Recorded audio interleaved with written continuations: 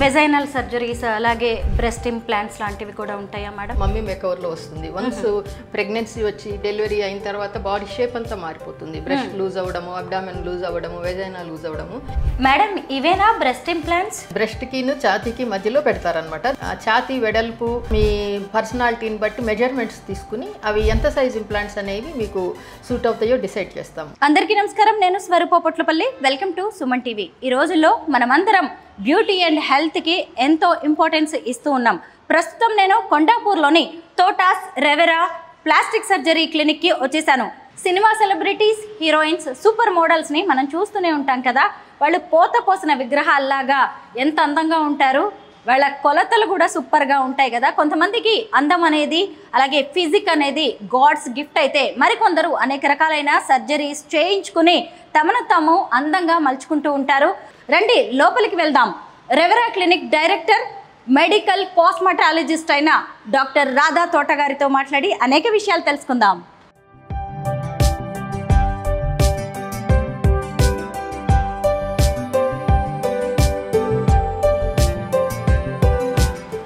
Madam నమస్తే.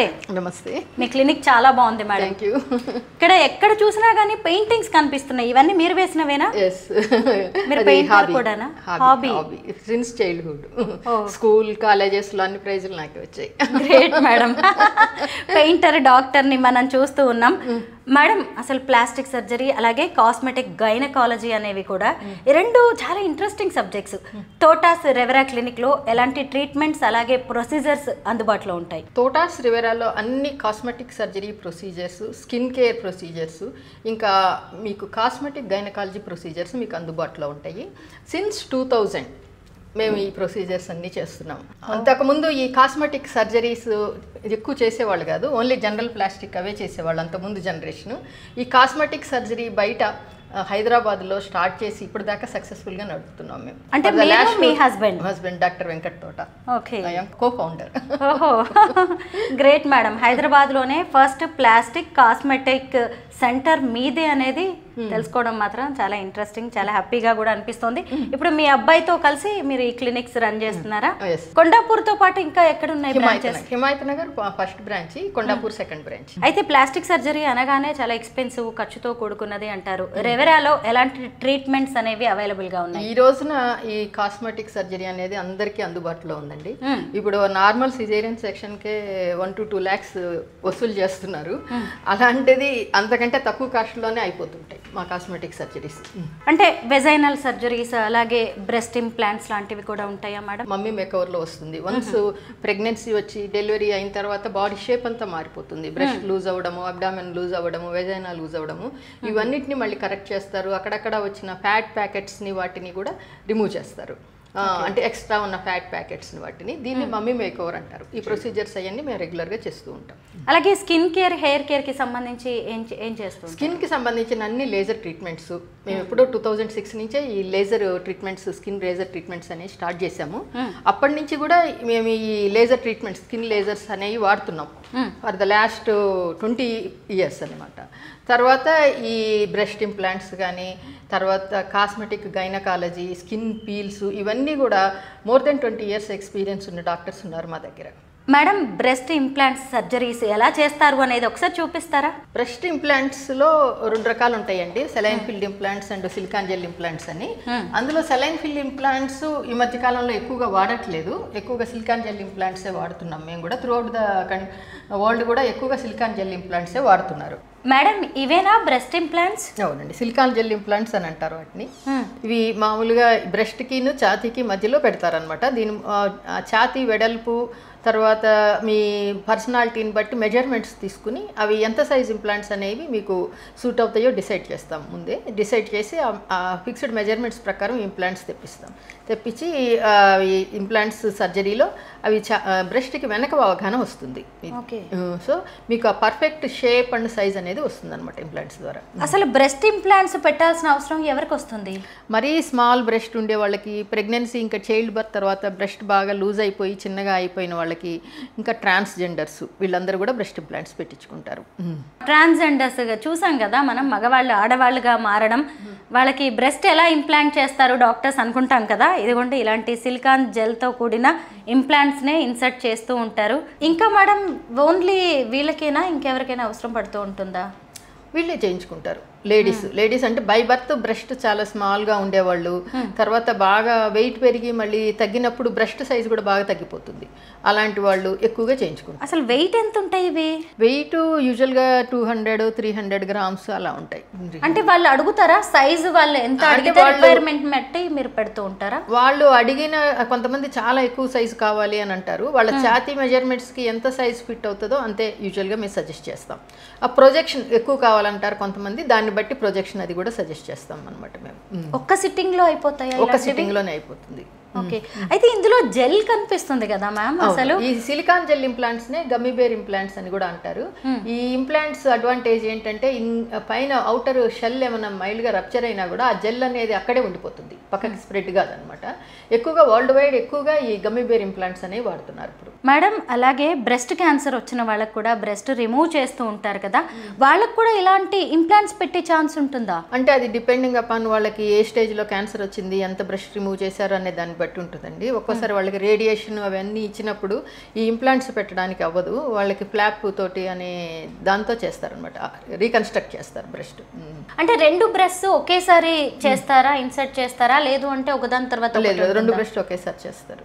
ఎన్ని గంటలు పడుతుంది ఈ సర్జరీ? 2 to 2.5 hours పడుతుంది. ఓకే. తర్వాత మళ్ళీ రావాల్సి ఉంటుంది కదా? యూజువల్గా ఒక 48 hours అలా క్లినిక్లో ఉంచుతాము. పోస్ట్ ఆప్ మేనేజ్మెంట్, యాంటీబయాటిక్ కవరేజ్ అది ఇచ్చి 1 week తర్వాత వాళ్ళు ఒకసారి రివ్యూకి రావాల్సి ఉంటుంది. తర్వాత పెద్దగా రావాల్సిన అవసరం ఏమి ఉండదు. నాకు మళ్ళీ ఇంకొక డౌట్ వచ్చింది. ఇలాగా సిలికాన్ ఇంప్లాంట్స్ పెట్టించుకున్న తర్వాత ఏదైనా సైడ్ ఎఫెక్ట్స్ వస్తే వీటిని రిమూవ్ చేసేస్తారా? చేసేయచ్చండి. సైడ్ ఎఫెక్ట్స్ వస్తే రిమూవ్ చేసేస్తాం.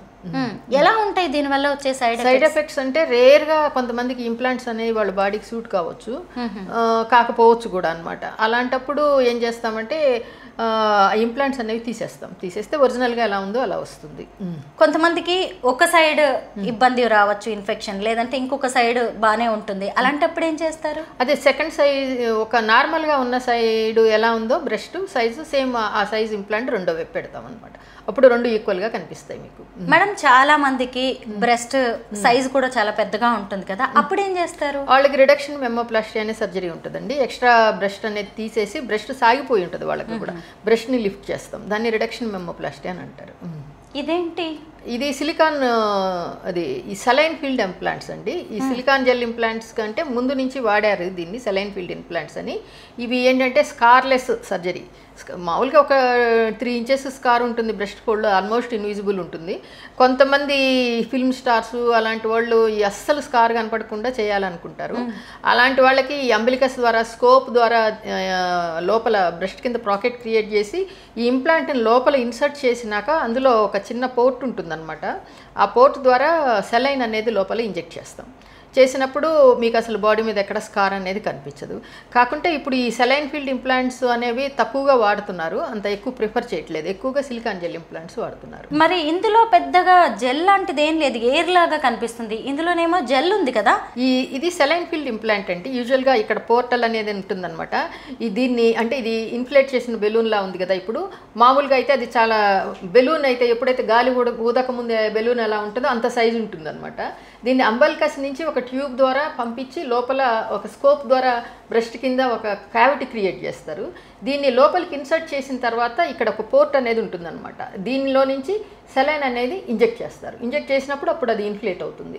సో బాడీ మీద ఎటువంటి స్కార్ లేకుండా ఇంప్లాంట్ చేయించుకోవాలనే వాళ్ళకి ఈ సెలైన్ ఫీల్డ్ ఇంప్లాంట్స్ అనేవి చేస్తారు. ఇది యాక్చువల్గా ఒక పేషెంట్ నుంచి తీసివేసిందనమాట. లాంగ్ బ్యాక్ ఫిల్మ్ స్టార్ ఒక ఆవిడ చేయించుకుని తర్వాత ఇప్పుడు వద్దనుకుని అవి తీయించేసుకున్నారు. ఈ బ్రెస్ట్ ఇంప్లాంట్స్ ఉన్నాయి కదా, సిలికాన్ ఇంప్లాంట్స్, నార్మల్ విమెన్ కూడా వీటిని పెట్టించుకుంటారు అన్నారు కదా. అయితే ఈ సిలికాన్ ఇంప్లాంట్స్ పెట్టించుకున్న తర్వాత ఎవరైనా కన్సీవ్ అయ్యి డెలివరీ అయిన తర్వాత కిడ్స్ కి ఫీడింగ్ చేసే ఛాన్స్ ఉంటుందా?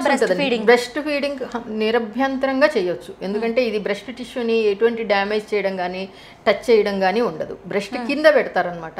సో ఈ ప్రెగ్నెన్సీ వచ్చిన, చైల్డ్ బర్త్ అయినా, ఫీడింగ్ ఇవ్వాలన్నా ఎటువంటి అభ్యంతరం ఉండదు దీనికి. ఎంతైనా న్యాచురల్ కాదు, ఒక మనిషిలోకి వెళ్ళి ఈ ఇంప్లాంట్స్ ఉండడం అనేది. అయితే న్యాచురల్ నార్మల్ బ్రెస్ట్ లాగే ఉంటుందా, లేదంటే ఏదైనా మా పేషెంట్ సర్జరీ చేయించుకున్న తర్వాత బ్రెస్ట్ ఇంప్లాంట్స్ మ్యారేజ్కి ముందు చేయించుకున్నారు. 3 years తర్వాత కూడా ఈవిడ చెప్తే కానీ వాళ్ళ హస్బెండ్కి తెలియలేదు ఇంప్లాంట్స్ ఉన్నట్టు. అంత న్యాచురల్ టచ్ ఇంకా లుక్ ఉంటుంది అనమాట. పెయిన్ ఏమి ఉండదా ఇలా పెట్టించుకుంటే? ఉండదండి, ఏమీ ఉండదు. ఓకే, సైజును బట్టి పేషెంట్స్ అయినా సరే, కస్టమర్స్, క్లయింట్స్ ఎవరు ఏ సైజ్ కావాలంటే ఆ సైజును బట్టి కాస్ట్ కూడా అలాగే ఉంటుంది. అలాగే ఉండదండి, ఏ సైజ్ అయినా ఒకటే కాస్ట్ ఉంటుంది, ప్రొసీజర్ అదే ఉంటుంది. తర్వాత ఆ పేషెంట్కి ఎంత, వాళ్ళ చెస్ట్ విడ్త్ని బట్టి వాళ్ళకి ఎంత సైజ్ ఇంప్లాంట్స్ అవసరం అవుతాయో, ఎంత సైజ్ కరెక్ట్గా ఫిట్ అవుతుందో ఆ సైజే మేము సజెస్ట్ చేస్తాం. ఏ ఏజ్ వాళ్ళు వీటిని చేయించుకోవచ్చు? ఏజ్ రిస్ట్రిక్షన్ ఏమైనా? ఏజ్ అంటే యూజువల్గా ISFDA వాళ్ళు అప్రూవ్ చేసింది 21 years దాటిన తర్వాత చేయించుకోవచ్చు అని చెప్తారు. మేడం, ఈ బ్రెస్ట్ ఇంప్లాంట్ సర్జరీ అనేది మీరు చేస్తుంటారా? చాలా రెగ్యులర్గా చేస్తాం. ఫర్ ద లాస్ట్ 25 years చేస్తున్నాం మేము ఇది. అంటే ఇప్పుడు మా దగ్గర 20 years ఏజ్లో చేయించుకున్న అమ్మాయిలు ఇప్పుడు దాదాపు 45 years వాళ్ళు ఇప్పుడు రివ్యూకి వస్తూ ఉన్నారు. చాలామంది అసలు కనిపించలేదు. అంటే ఫర్ ద లాస్ట్ 25 years వాళ్ళు రివ్యూకి కానీ అలా రాలేదు, బాగానే ఉన్నారనమాట వాళ్ళు. బ్రెస్ట్ ఇంప్లాంట్ సర్జరీస్కి సంబంధించి నిజంగా చాలా డౌట్స్ ఉండే మేడం, వాటన్నిటిని కూడా మీరు క్లియర్ చేశారు. Thank you so much.